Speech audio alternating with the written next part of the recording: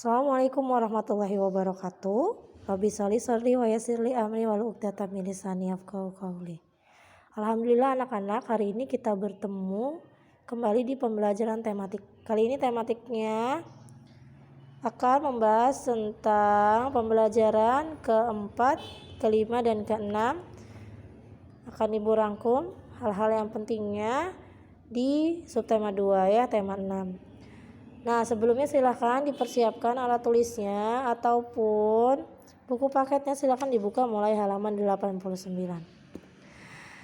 Kalian tentu pernah menggunakan komputer ya, ataupun menggunakan handphone untuk mencari sesuatu, browsing ya, untuk mencari sesuatu informasi ya, baik berupa gambar, berita ataupun sebagainya. Nah, tentunya kalian dalam melakukan pencarian searching di internet itu menggunakan kata kunci ya. Misalkan kita mau mencari tentang IPA perpindahan kalor ya dalam kehidupan sehari-hari.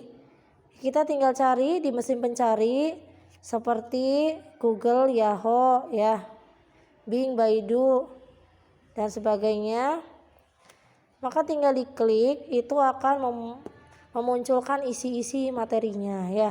Karena kalian sudah mencarinya dengan kata kunci ya. Seperti jadi kata kunci itu memudahkan kalian untuk mencari informasi. Nah, di sini ada beberapa tips menuliskan kata kunci pada internet ya, pada mesin pencari. Biasanya bisa menggunakan tanda kutip 2. Nah, di sini misalkan mencari informasi tentang cara membuat website. Kalian mau mengetahui nih cara membuat website bagaimana, maka diketik menggunakan tanda ketik 2, baru apa yang dicarinya, tanda kutip ya. Lalu yang kedua, menggunakan simbol plus dan minus. Jadi kalau kalian ada kata yang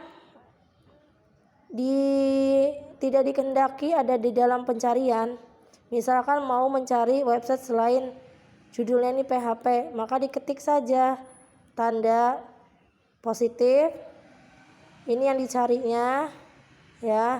Jangan lupa ini disisipkan di tengah tanda minusnya ya. Sebenarnya tidak perlu seperti ini juga, kalian kalau sudah tahu misalkan ada tugas dari bu guru atau pak gurunya suruh mencari pengertian kalor dan macam-macam perpindahannya ya, tinggal kalian tulis kata kuncinya kalor, nanti juga banyak kan informasi-informasinya dari websitenya tertentu ya, seperti itu. Nah, ini ada juga tuh kalau kalian mencari website pada alamat situsnya, misalkan situsnya apa, di sini contohnya www.bikinsitus.com kan macam-macam ya, sebagainya. Tentu kalian sudah bisa lah ya untuk mengaplikasikannya di internet ya. Jadi kata kunci itu penting, bukan hanya digunakan dalam mencari teks yang penting di dalam suatu teks atau paragraf, tapi digunakan juga di mesin pencari ya, untuk kalian mencari informasi di internet, seperti itu ya kurang lebihnya. Nah, anak-anak, kita ke pembelajaran yang ke-5 ya. Tadi pembelajaran keempat tentang mesin pencari ya dalam kata kunci. Nah, di pembelajaran kelima ini ada perpindahan kalor dalam kehidupan sehari-hari.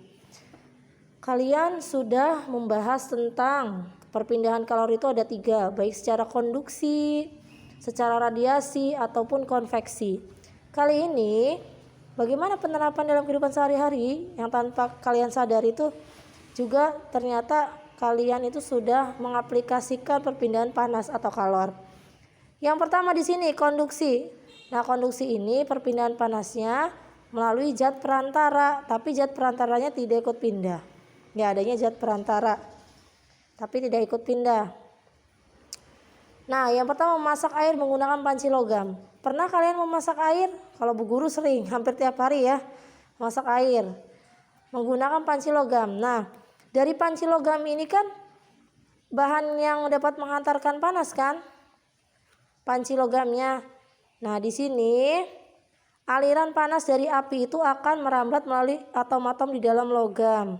Logamnya itu yang tadi konduktor ya, bahan konduktor meneruskan panas yang diterima dari api ke molekul-molekul air. Ya, logamnya konduktor panas yang tadi yang baik sehingga bisa mempercepat proses penghantaran panas itu sendiri. Makanya airnya menjadi mendidih. Yang kedua, membuat kopi atau minuman panas. Pernah kalian membuat kopi, membuat teh panas, atau apa ya, minuman-minuman ya, minuman panas, misalkan Thai tea dan sebagainya. Nah, ketika kalian membuat kopi atau minuman panas, baik teh manis dan sebagainya, kan diaduk tuh ya, masukin gula misalkan gitu ya, diadukkan. Nah, lama-lama itu sendok yang kalian pakai untuk mengaduknya itu menjadi panas. Nah, panas dari airnya mengalir ke seluruh bagian sendok. Itu ya. Kemudian yang C, membakar logam atau sejenisnya. Kan kita tahu logam, aluminium ya, itu adalah seperti kayak besi juga, itu adalah benda-benda konduktor yang dapat menghantarkan panas dengan baik. Jadi walaupun hanya satu ujung dari logam tersebut dipanaskan ini di api gitu ya, tetapi panasnya itu akan menyebar ke seluruh bagian logamnya sampai seujungnya ya, seperti itu. Terus yang keempat, solder. Solder ini biasanya perangkat elektronika yang dipakai yang menggunakan cairan timah menyoldernya ya. Solder listriknya menerima panas dari energi, kan solder kan dicolokin ya menggunakan energi listrik. Kemudian panas dari energi listrik diteruskan ke ujung logam timah tersebut ya. Seperti itu. Dan terakhir, setrika listrik. Tentu kalian sudah tahu dan ibu sudah mencontohkan kemarin ya, setrika listrik. Mana yang bahan konduktor, mana yang bahan isolatornya. Bahan yang konduktornya itu yang paling bawah ya nak ya, yang menghantarkan kalor atau panas dengan baik ya, berpindah panasnya ke pakaian yang dirapikan ya, dari panas listrik kemudian ke permukaan konduktornya itu ya, bahan yang besinya itu, kemudian sampai memindahkan kalor ke pakaian. Yang kedua, aplikasi konveksi. Nah, konveksi ini kan kita tahu ya, perpindahan kalor atau panas disertai dengan aliran ya, biasanya terjadi pada zat cair ataupun gas ya. Nah, di sini contohnya ada pembentukan angin laut dan angin darat. Karena air laut itu memiliki kalor atau panasnya yang tinggi, sehingga matahari hanya memberikan efek yang kecil pada suhu lautan. Nah, di sini daratan menjadi panas sepanjang siang hari dan lautan menimbulkan angin laut pada siang hari. Oh ini ya. Daratan menjadi panas sepanjang siang hari dan menjadi dingin sepanjang malam. Makanya ya kalau kalian ke laut itu kan siang hari itu lebih panas ya di pesisir pantainya, karena ada perbedaan suhu daratan dengan lautan yang menimbulkan angin laut pada siang hari dan angin darat pada malam hari. Yaitu penerapannya aplikasi dari konveksi. Yang kedua atau B, pada sistem radiator mesin pendingin ya. Air mengalir melalui pipa ya dengan bantuan pompa. Kemudian panas dari mesin itu dibawa oleh sirkulasi air menuju radiator. Ini ya alat pendingin mesinnya. Air yang telah mendingin dipompa terus dan transfer panasnya dari mesin ke radiator. Jadi transfer panasnya dari mesin ke radiator itu sendiri ya. Air yang digunakan dalam radiator semakin lama akan berkurang akibat penguapan. Terus yang bagian C, pengering rambut. Nah, ini hair dryer ya kalau bahasa Inggrisnya. Pasti yang perempuan-perempuan tahu ya, karena mungkin sering memakai. Nah, pada alat pengering rambut ini seperti kipas angin juga menarik udara dan meniupkan kembali setelah dilewatkan pada elemen pemanas. Kan menggunakan alat listrik juga kan? Ya, hair dryer menggunakan listrik, aliran listrik, panas listrik juga.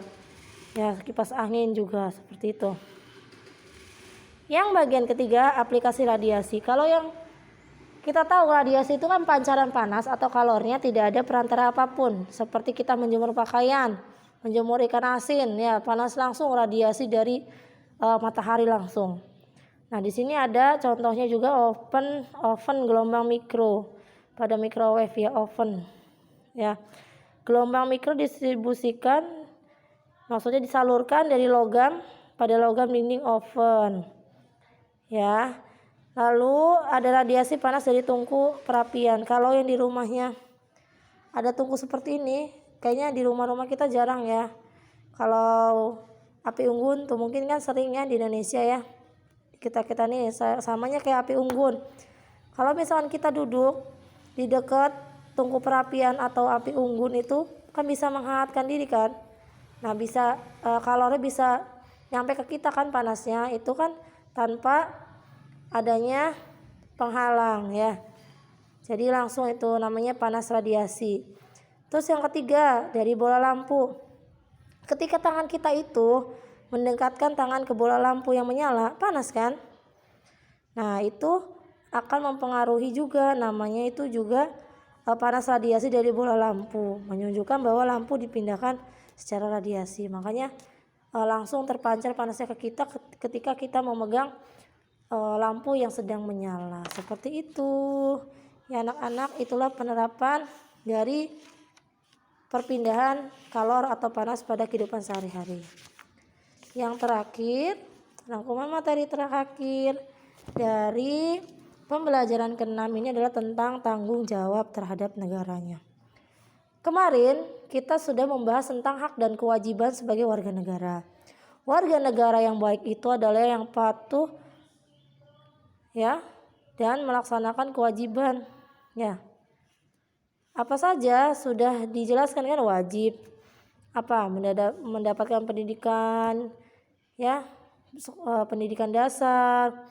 Terus kewajiban kita melakukan bayar pajak seperti itu ya.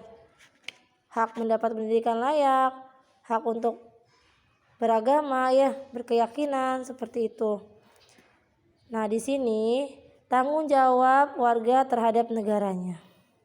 Ya, kewajiban sebagai warga negara dituangkan dalam landasan konstitusional negara Indonesia, Undang-Undang Dasar ya.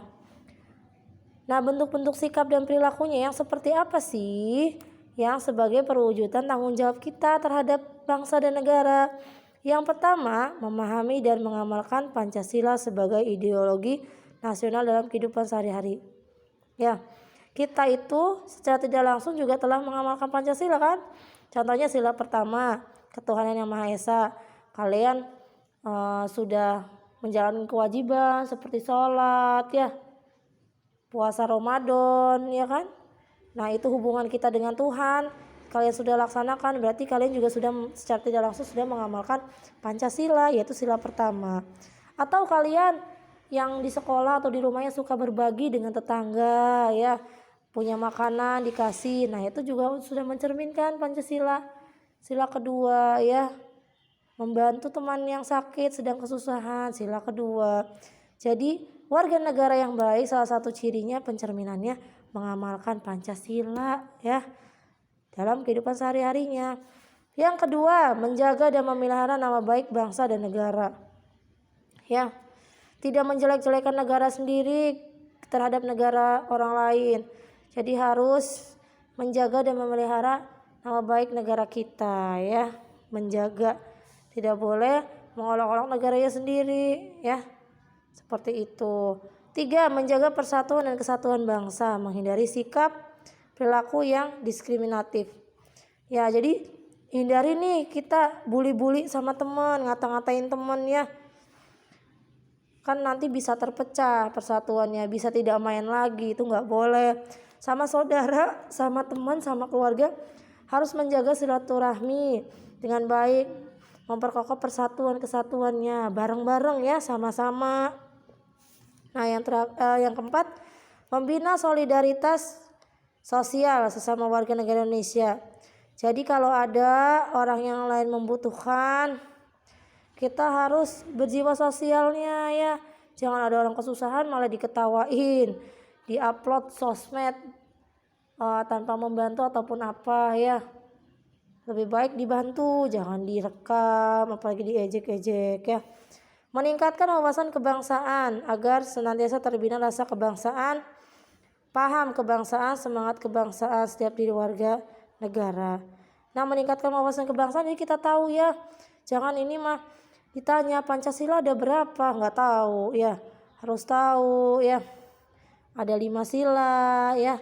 Harus hafal. Kita tuh warga negara Indonesia, punya ideologinya Pancasila ya.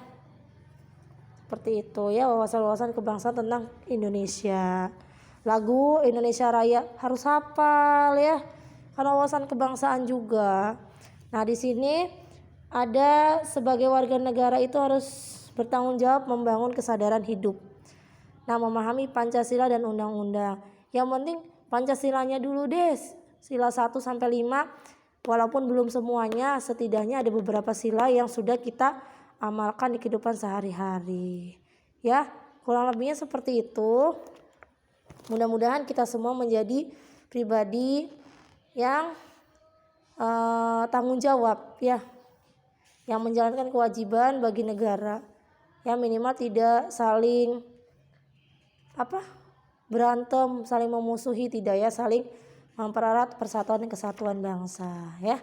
Kurang lebihnya terima kasih Ibu ucapkan. Mohon maaf apabila ada kekurangan. Ya, wassalamualaikum warahmatullahi wabarakatuh. Kita ucapkan dengan alhamdulillahirabbil alamin.